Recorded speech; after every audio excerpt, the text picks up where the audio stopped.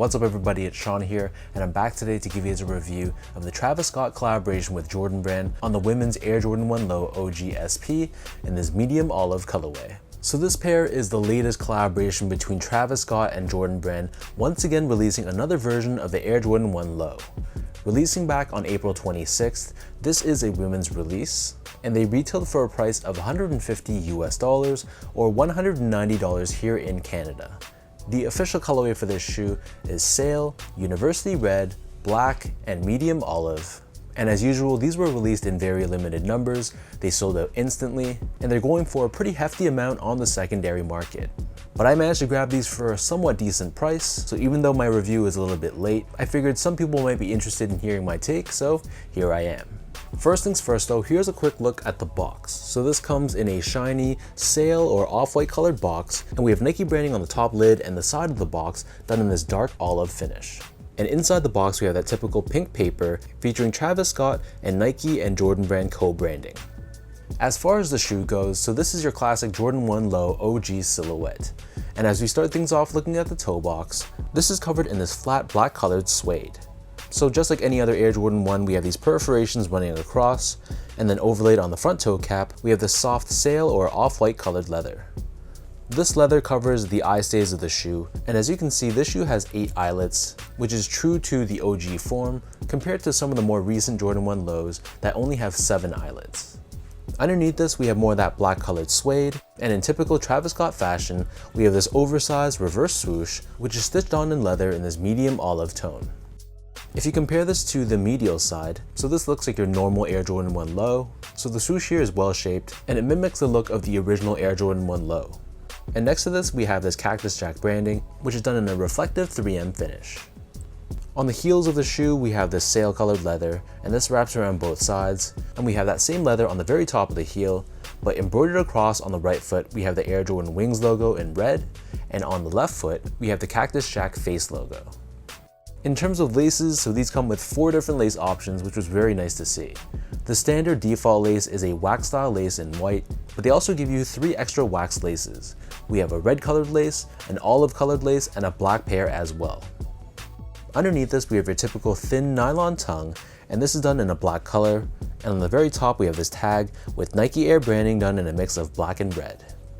The interior liner of the shoe is covered in a black colored mesh, and is the case with most Air Jordan 1 Lows, it's pretty thinly padded all around. And as far as the insoles go, these come with a thin foam lined insole, nothing special about this at all. And you can see on both the left foot and the right foot, it features different custom graphics representing both Travis Scott and Jordan Brand.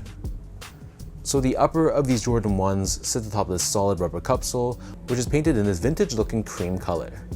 Encased within the shoe but not visible to the eye, we do have Nike Air technology for cushioning.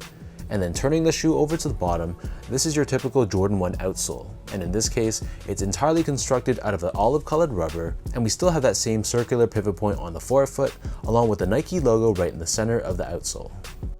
So that breaks down the look and the construction of this pair. And for those wondering about sizing, so keep in mind, this shoe is released as a women's release, so to get your men's equivalent, you'd go up 1.5 sizes. So my foot measures as a true size 10, slightly on the wider side.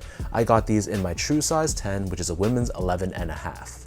So if for example you're a men's 8, you'd be going for a women's 9.5, or if you're a men's 9.5, you'd go for a women's 11.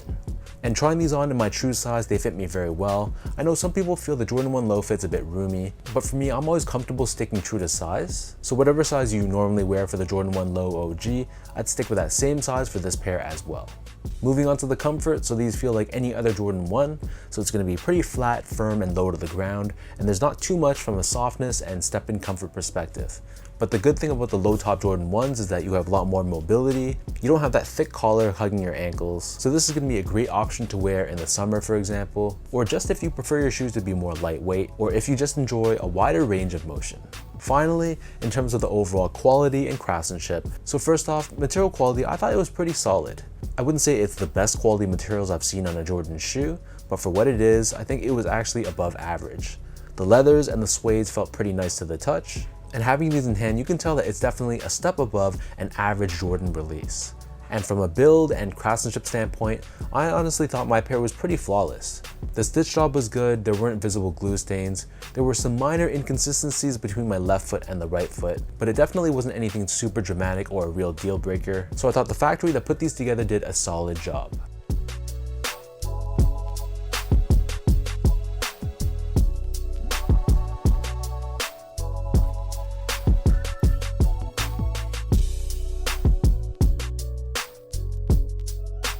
So with all that out of the way now, let me toss these on feet, I'll lace them up and I'll show you guys how these look.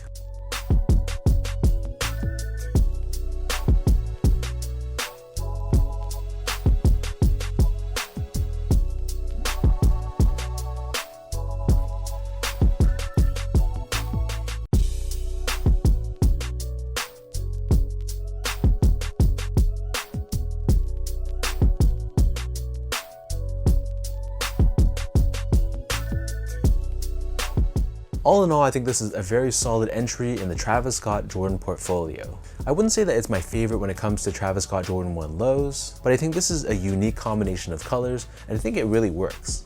Normally, I'm not as big of a fan of this inverted look with these darker base layers with lighter overlays on top, but I think by including these olive hits and the red as well, it really feels like a fresh take on a Jordan 1. So I definitely have to give props to Travis Scott and Jordan Brand for giving us something a little bit different that's not too over the top, which means it's still going to be a pretty wearable shoe when it's all said and done.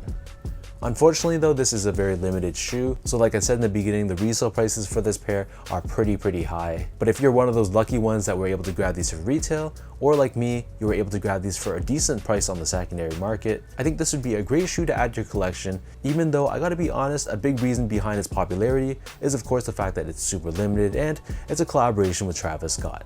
So let me know in the comment section down below what you guys think about this Travis Scott Air Jordan 1 Low in this medium olive color. What are your overall thoughts on this colorway, and how would you rank these compared to the rest of the Travis Scott Jordan 1 lows in the past? If you guys like this video, be sure to like, comment, and subscribe to my channel if you haven't yet.